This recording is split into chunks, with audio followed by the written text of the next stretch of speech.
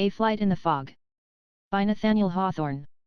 I set out on my rambles one morning in June about sunrise. The day promised to be fair, though at that early hour a heavy mist lay along the earth and settled in minute globules on the folds of my clothes, so that I looked precisely as if touched with a hoarfrost.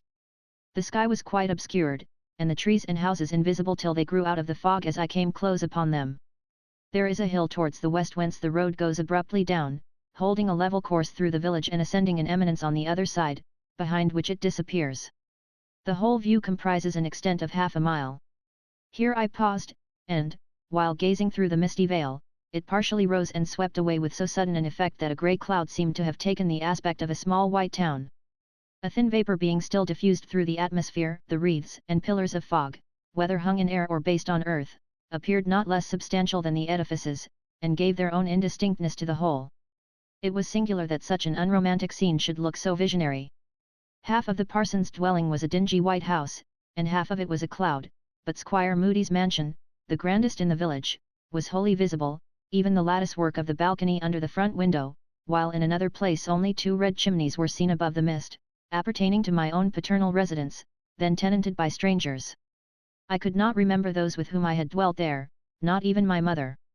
The brick edifice of the bank was in the clouds, the foundations of what was to be a great block of buildings had vanished, ominously. As it proved, the dry goods store of Mr. Nightingale seemed a doubtful concern, and Dominicus Pike's tobacco manufactory an affair of smoke, except the splendid image of an Indian chief in front.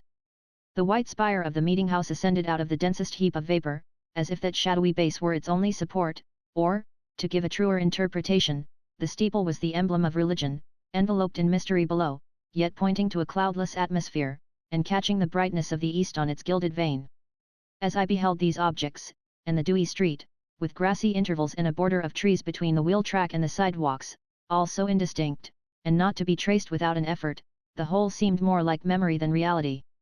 I would have imagined that years had already passed, and I was far away, contemplating that dim picture of my native place, which I should retain in my mind through the mist of time.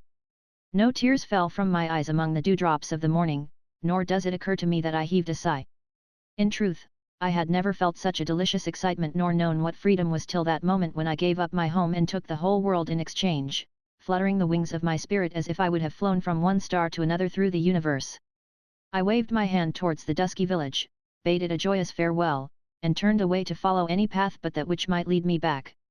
Never was Childe Harold's sentiment adopted in a spirit more unlike his own. Naturally enough, I thought of Don Quixote. Recollecting how the knight and Sancho had watched for auguries when they took the road to Toboso, I began, between jest and earnest, to feel a similar anxiety. It was gratified, and by a more poetical phenomenon than the braying of the dappled ass or the neigh of Rosinante. The sun, then just above the horizon, shone faintly through the fog, and formed a species of rainbow in the west, bestriding my intended road like a gigantic portal. I had never known before that a bow could be generated between the sunshine and the morning mist. It had no brilliancy, no perceptible hues, but was a mere unpainted framework, as white and ghost-like as the lunar rainbow, which is deemed ominous of evil. But, with a light heart, to which all omens were propitious, I advanced beneath the misty archway of futurity.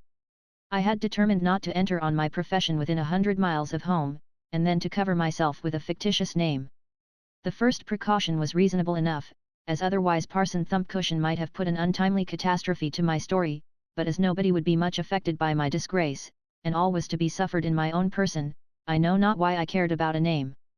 For a week or two I travelled almost at random, seeking hardly any guidance except the whirling of a leaf at some turn of the road, or the green bough that beckoned me, or the naked branch that pointed its withered finger onward. All my care was to be farther from home each night than the preceding morning.